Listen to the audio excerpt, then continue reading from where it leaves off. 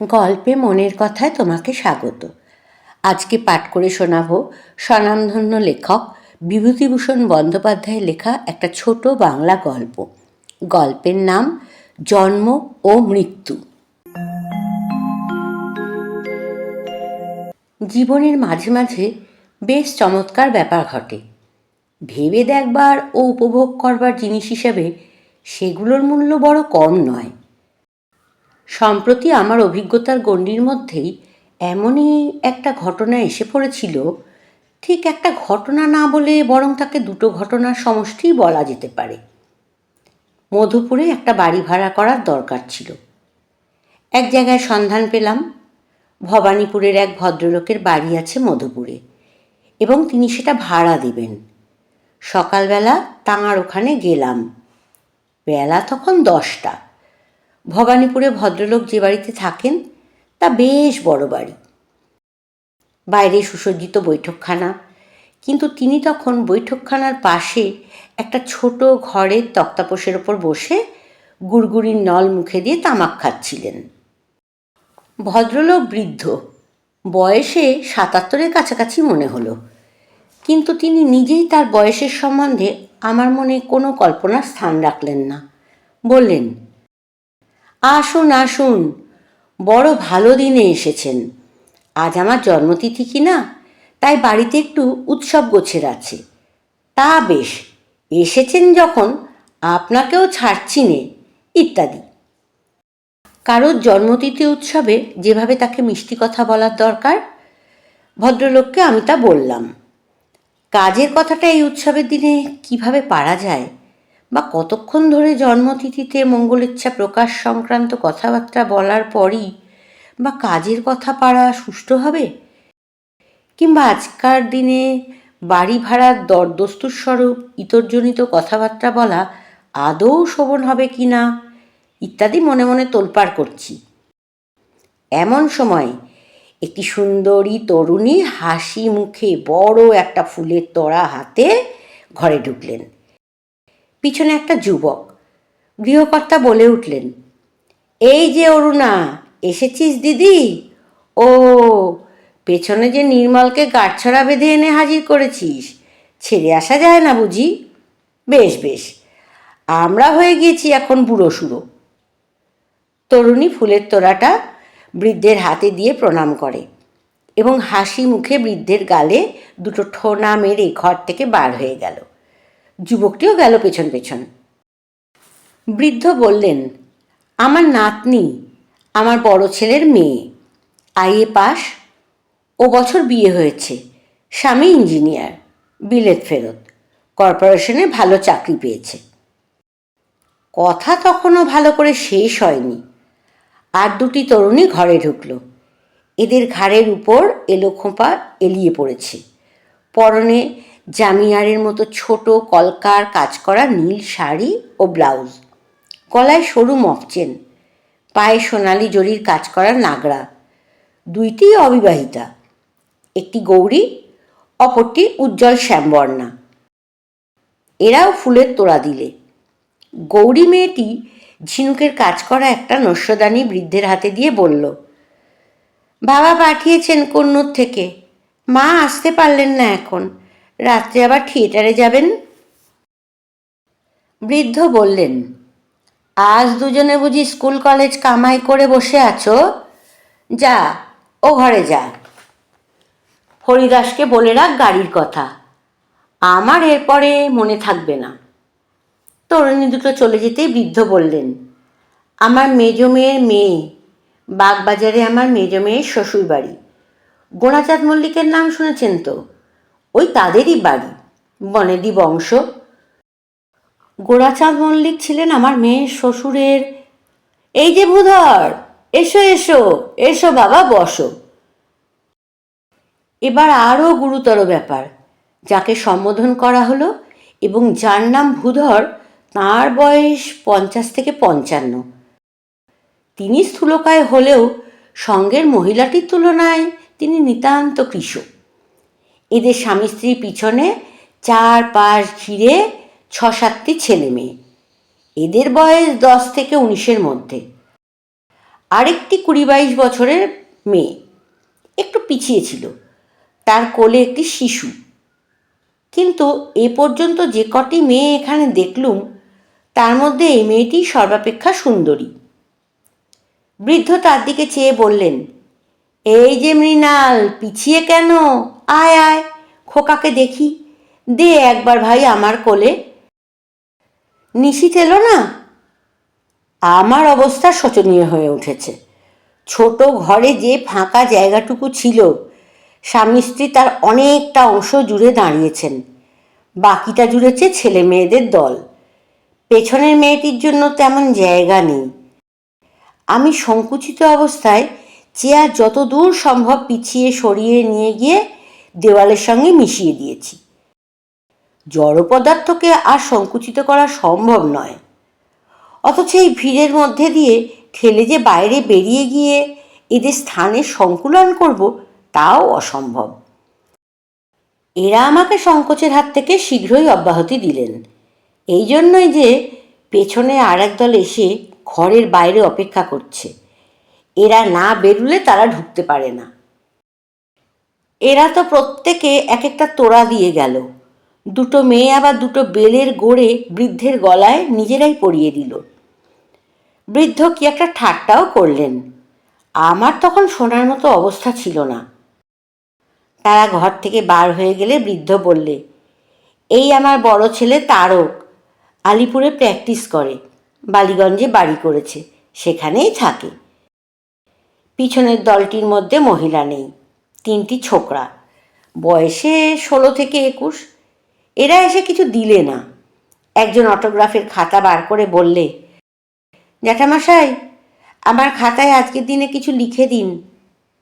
অটোগ্রাফের খাতা ফেরত দিতে না দিতে আর 2টি ছেলে, তাদের সঙ্গে 12-13 বছরের একটি বেনি দোলানো মেয়ে। তারপর ব্যাপারটা গণনার বাইরে চলে গেল। কত ছেলে মেয়ে, তরুণ তরুণী, প্রৌঢ়া যে ঘরটায় ঢুকতে বেরোতে লাগলো, আমার আর তাদের হিসেব রাখা সম্ভব হলো না। ফুলে ফুলে তক্তাপোষটা ছেয়ে গেল। ফুলের তোড়া ক্রমশ উঁচু হয়ে উঠতে লাগলো, আর সেখানে জায়গা দেওয়া যায় না। আর এরা সবাই আত্মীয়া, বাইরের লোক কেউ না। সব আপনা আপনির মধ্যে পুত্র কন্যা, পৌত্র পৈত্রী, দৈহিত্র দৈহিত্রী, জামাই ভাতৃবধূ, ভাতুষপুত্র ভাতুষপুত্রী ইত্যাদি ইত্যাদি। ভদ্রলোক ভাগ্যবান। এদের মতো লোকের সাহায্য না পেলে প্রজাপতির সৃষ্টিরক্ষা অসম্ভব হয়ে উঠত। ক্রমশ ভিড় বাড়ছে দেখে আমি ঘর থেকে বেরিয়ে পড়লুম। আমি তখন হাঁপিয়ে উঠেছি। ভদ্রলোকও গোলমেলের মধ্যে আমাকে তখন ভুলে গিয়েছেন। আমি তখন বাড়ির বাইরে এসে হাঁপ ছেড়ে বাঁচি। বাড়ির সামনের গলিতে সারবন্দি মোটর দাঁড়ানো, সেখানে ধরেনি। গলি ছাপিয়ে মোটরের সারি সোজা বড় রাস্তায় এসে পৌঁছেছে। বিয়ে বাড়িতেও এত মোটর জমে কিনা সন্দেহ। গলি পার হয়েই বড় রাস্তার মোড়ে নিবারণ মিত্রের সঙ্গে দেখা। সে আমার পরিচিত বন্ধু। সে যে গুজে সিল্কের পাঞ্জাবি, সুরওয়ালা নাগড়া পরে তাকে ব্যস্ত সমস্তভাবে গলিতে ঢুকতে উদ্যত দেখে বললুম, ওহে, তুমিও কি বিশ্বনাথ বাবুর বাড়ি যাচ্ছ নাকি? হ্যাঁ, কেন বলুন তো? তুমি বিশ্বনাথ বাবুকে চিনলে কি করে? এতক্ষণ সেখানে বসেছিলুম ভাই, দেখে শুনে মাথা ঘুরে উঠল। শহরের 1/3 লোক দেখলুম বিশ্বনাথ বাবুর আত্মীয়া, আর তারা সবাই এসেছেন ওই 77 বছরের বুড়োর জন্মদিনে ফুলের তোড়া উপহার দিতে। তোমার তোড়া কই? বন্ধু হেসে বললে, খুব আশ্চর্য লাগছে। বিশ্বনাথবাবুর 7 ছেলে 4 মেয়ে, এদের সকলেরই আবার ছেলে মেয়ে, এবং অনেকেরই নাতি নাতনি নাতজামা ইত্যাদি হয়ে গিয়েছে। বিশ্বনাথবাবুরা 3 ভাই, তাদের ছেলে মেয়ে নাতি নাতনি আছে। হিসেব করে দেখো কত হয়। এবং আসল কথা কি জানো, বুড়োর হাতে 1050-60 টাকা আছে। সকলেরই চোখ সেদিকে। এ কথা যদি বলি তবে সেটা খুব খারাপ শোনাবে হয়তো, কিন্তু কথাটা মনে না উঠে কি পারে তুমি বলো? আচ্ছা, আসি ভাই, দেরি হয়ে যাচ্ছে। বিশ্বনাথবাবুর জন্মদিনের সপ্তাহ 2 পরেই আমি স্বগ্রামে গেলুম। বলা আবশ্যক যে আমার গ্রামের সঙ্গে আমার সম্পর্ক খুব বেশি নয়, সেখানে বছরে একবার যাওয়াটাও ঘটে কিনা সন্দেহ। বাড়ি গিয়ে শুনলুম গ্রামের বৃদ্ধা শশী ঠাকুরন মারা গিয়েছেন। শশী ঠাকুরের বয়স যে কত হয়েছিল তা বলা শক্ত। কেউ বলে 90, কেউ বলে 100-র কাছাকাছি হবে। আমরা মোটের ওপর তাকে আমাদের বাল্যকাল থেকেই অতি বৃদ্ধাই দেখে আসছি। বয়সের যে গণ্ডি পার হয়ে গেলে মানুষের আকৃতির পরিবর্তন আর চেনার উপায় থাকে না, শশী ঠাকুরন আমাদের বাল্যেই সে গণ্ডি পার হইয়াছিলেন। শশী ঠাকুরনের 4 ছেলে 3 মেয়ে। বড় ছেলেটি ছাড়া আর সকলেই বিদেশে চাকরি করে। বড় ছেলে তেমন লেখাপড়া না জানার দরুন দেশে কি সামান্য একটা কাজকর্ম করে, তার অবস্থাও ভালো নয়। অনেকগুলো ছেলে মেয়ে নিয়ে বড় কষ্ট পায়। ভাইরা পৃথক, কেউ কাউকে সাহায্য করে না। কর্মস্থান থেকে দেশে কেউ আসে না। শশী ঠাকুরের কষ্টের অবধি ছিল না। একটা চালা ঘরে ইদানিং তিনি পড়ে থাকতেন। বড় ছেলেই তার ভরণ পোষণ করত বটে, কিন্তু তেমন আগ্রহ করে করত না। অর্থাৎ তার মনের মধ্যে এই ভাবটা জেগে রইত যে মা তো আমার একার নয়, সকলেরই তো কিছু কিছু সাহায্য করা উচিত মাকে। তারা যদি না করে আমি বা কেন এত দায় ঘাড়ে করতে যাই? শশী ঠাকুরনের অন্য ছেলেরা কখনো সন্ধান নিত না বুড়ি বাঁচল কি মরল। অথচ তাদের সকলেরই অবস্থা ভালো। মাইনে কেউই মন্দ পায় না, শহরে স্ত্রী পুত্র নিয়ে থাকে। বড় ভাইয়ের পত্রের জবাব দিত। তাদের নিজেদেরই অচল হয়েছে, শহরের খরচ থেকে বাঁচিয়ে বাড়িতে কি করে পাঠায়। বাড়িতে বিষয় সম্পত্তি তো রয়েছে, তার আয় থেকে তো মায়ের চলা উচিত, ইত্যাদি। কিন্তু এমন কিছুই না যার আয় থেকে বেকার বড় ছেলের একপাল পোষ্য ও শশী ঠাকুরনের ভরণ পোষণ ভালোভাবে চলে। বুড়ি খেতেই পেত না। ইদানিং আমার তার ছেলে মানুষের মতো লোভ দেখা দিয়েছিল, বিশেষ করে মিষ্টি জিনিস খাবার। আমি সেবার যখন দেশে যাই, বুড়ি দেখি একটা কঞ্চির কাঠি হাতে মুখুজ্জেপাড়ার মোড়ে বেলতলায় বসে। আমায় দেখে বললে, কুঞ্জ, এলি নাকি? হ্যাঁ ঠাকমা, এখানে বসে কেন? এই বাদাবষ্টম খাবার বেচতে যাবে, তাই বসে আছি তার জন্য। বাতাসা কিনবো, ভিজিয়ে খাই।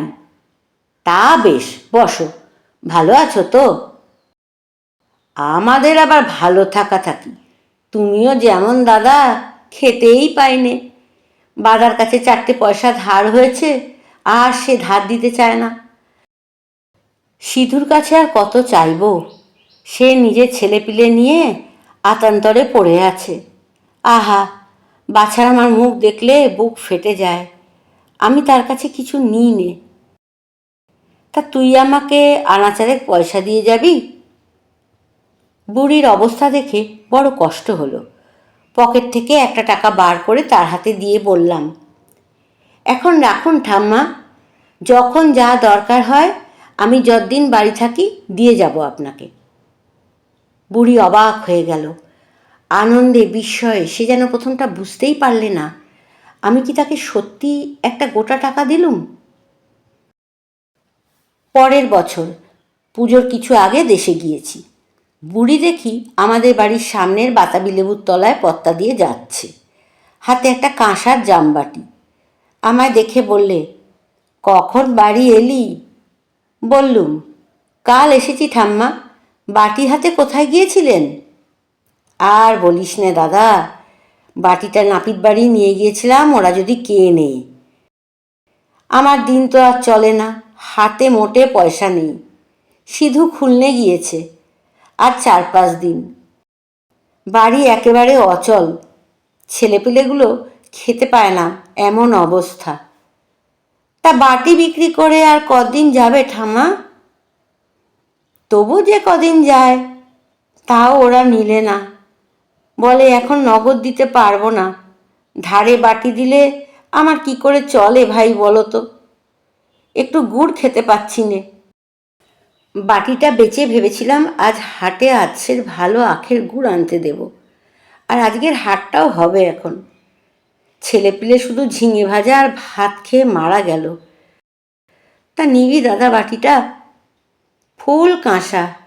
এ ওদের বাটি না, আমার নিজের বাটি, বিয়ের দানে আমার বাবা দিয়েছিলেন, দেখ না।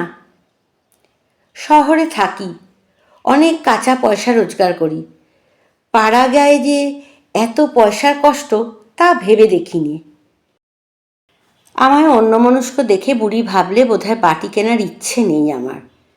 অনেকটা মিনতি সুরে বললে, না কিনিস ওটা বাধা রেখে আমায় বরং আটানা পয়সা দে। এরকম অবস্থায় বুড়িকে আমি আরও কয়েকবার দেখেছি। শুনলাম বুড়ির মরণকালে ছেলেরা কেউ আসেনি, বড় ছেলে খুব সেবা যত্ন করেছিল। বুড়ির গায়ে একটা লেপ ছিল, মরণের ঘণ্টা 2 আগে বুড়ি পুত্রবধূকে বলেছিল, বৌমা লেপটা সরিয়ে নাও, 4-5 টাকা দামের লেপটা, আমি বাঁচব না, তখন ওটা আমার সঙ্গে ফেলে দিতে হবে। ও গেলে আর হবে না বৌমা। আহা, কোথায় পাবে সিধু যে আবার 4-5 টাকা খরচ করে লেপ বানাবে? শীতকালে বাছার আমার আদুর গায়ে কাটাবে তাহলে। আরও খানিক পরে বুড়ি ছেলেকে ডেকে বললে, দেখ সিধু, একটা কথা বলি শোন, আমার শ্রাদ্ধে বেশি খরচপত্র করতে যাস নে যেন। বিধু, মণি, শরৎ ওরা কেউ কিছু হয়তো দেবে না, তুই একা পাবি কোথায় যে খরচ করবি?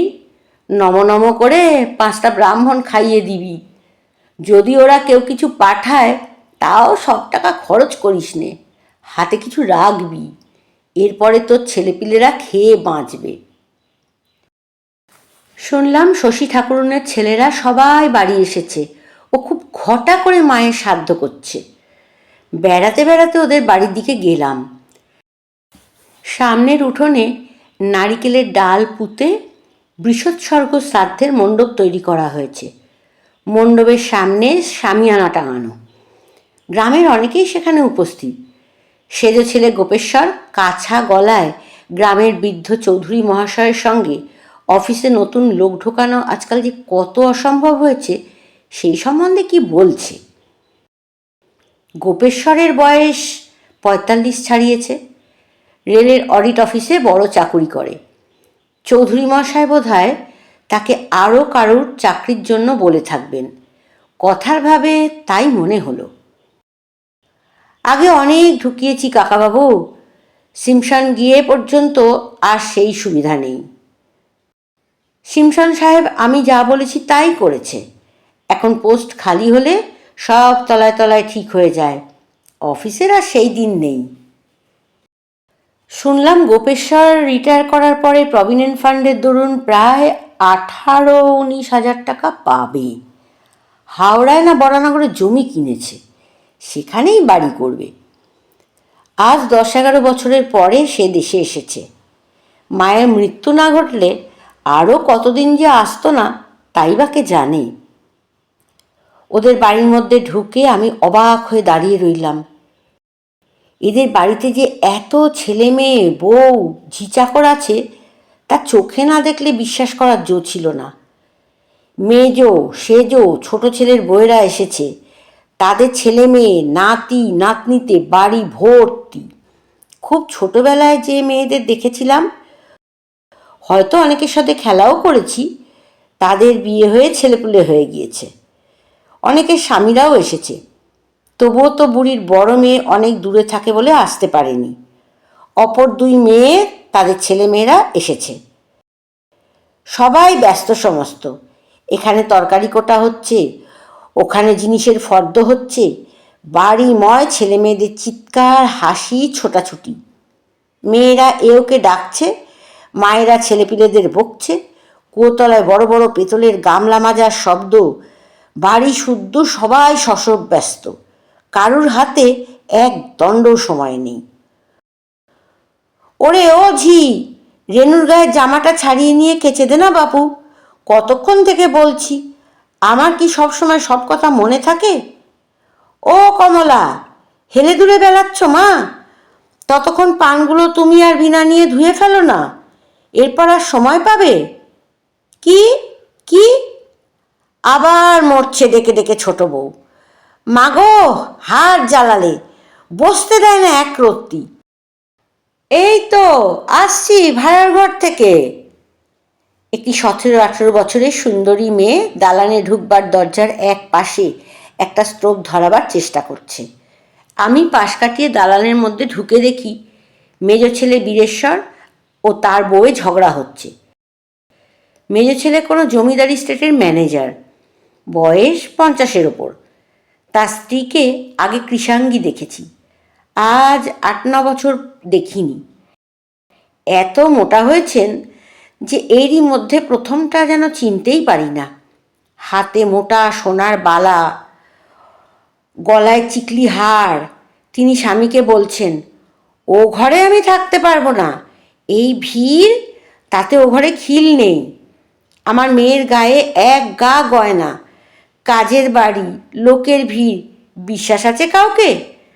তাতে আবার এই পাড়াগা জায়গা। বাবা, ভালোই ভালোই কাজ মিটিয়ে এখান থেকে বেরোতে পারলে বাঁচি। কাল সারা রাত মশায় খেয়েছে।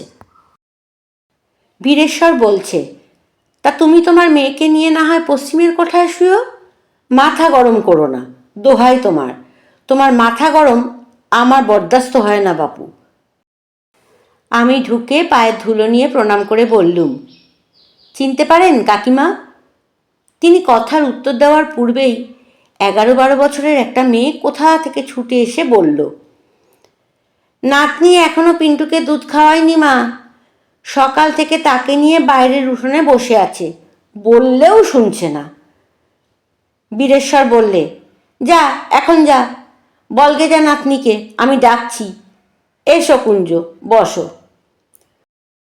ওগো, তুমি কুঞ্জকে চিনতে পারলে না? বীরেশ্বরের স্ত্রী মৃদু হাস্যে বললে, দেখেছি বোধহয় ওকে ছেলেবেলায়, যাতায়াত নেই, দেখাশোনা তো হয় না, না চেনবার দোষ কি বলো?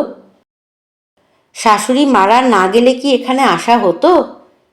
চিঠি পেয়ে আমি বলি, না যেতে হবে বই কি, দেশে একটা মান খাতির আছে, শাশুড়ি কাজটা ভালো করে না করলে লোকে ওদেরই দুষবে।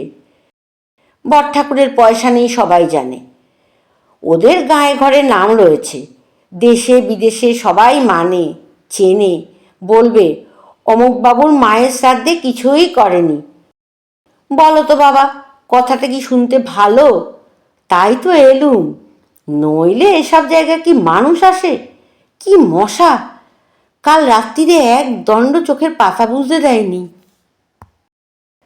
রোয়াকের ধারে বসে মেজ ভাইয়ের ছেলে বিকাশ তাদের স্কুল কিভাবে একটা ফুটবল ম্যাচ জিতেছে, মহা উৎসবে সে গল্প করছে সেজ ভাইয়ের ছেলে বিনুর কাছে। বড় ভাইয়ের ছেলে ভোলা অবাক দৃষ্টিতে ওদের মুখের দিকে চেয়ে এক মনে গল্প শুনছে। তার বয়স ওদের চেয়েও যদিও বেশি, কিন্তু জীবনে সে গাঁয়ের আপার প্রাইমারি পাঠশালা ছাড়া অন্য কোনো স্কুলের মুখ দেখেনি। এদের কাছে সে সর্বদা কুণ্ঠিত হয়ে আছে। শুধু ভোলা নয়, ভোলার মাকেও লক্ষ্য করলুম, যা এদের বড় মানুষই চালচলন ও কথাবার্তার মধ্যে নিতান্ত সংকুচিত হয়ে আছে। জায়েরা বড় মানুষই দেখাবার জন্যে প্রত্যেকে ঝিঁচা করে এনেছে, তাদের কাছেও যেন ও বেচারি কুণ্ঠিত ও সংকুচিত। হঠাৎ কোথা থেকে বিকাশের ছোট দিদি আরতি ঝড়ের মতো এসে বললে, এই যে এখানে বসে গল্প হচ্ছে ছেলের, ওদিকে কাকিমা দিদি সব ডেকে ডেকে হয়রান, চা হয়ে গেছে, খেয়ে এসো, সবার মাথা কেন, যাও। ওকে দেখে আমার একটা ছবি মনে এসে গেল। বৃদ্ধা মাজা বাঁকা গাল তোবড়ানো শশী ঠাকুরুন কাঁসার বাটি বিক্রয় করতে গিয়ে নিরাশ হয়ে ফিরছে নাপিত বাড়ি থেকে। এই হাসিমুখ বালক বালিকা, কিশোর কিশোরী, তরুণী, এদের সৌন্দর্য, সজীবতা, আনন্দ, যৌবন, এদের সৃষ্টি করেছে সেই দরিদ্র বৃদ্ধা শশী ঠাকুরুন। এরা তারই বংশধর, তারই পৌত্র পৌত্রী, দৈহিত্র দৈহিত্রী। আজ তার মৃত্যুবাসরে এই যে চাঁদের হাট বসেছে, এতদিন এরা ছিল কোথায়? এরা থাকতে বুড়ি কেন খেতে পেত না, কেন চোখের জলে তার বুক ভেসেছে, তার কোনো উত্তর নেই। সঙ্গে সঙ্গে কলকাতার সেই বাড়িওয়ালা বৃদ্ধ ভদ্রলোকের বাড়ির উৎসবের কথাও মনে পড়ে গেল। এই রকমই অগণিত পুত্র, কন্যা, পৌত্র, দৈহিত্রী, দৈহিত্রর ভিড় দেখেছি সেখানেও। সবই সেই রকম। কেবল সেটা ছিল জন্মতিথি উৎসব। জন্মতিথি যার, তার বয়স শশী ঠাকুরনের মতোই প্রায়।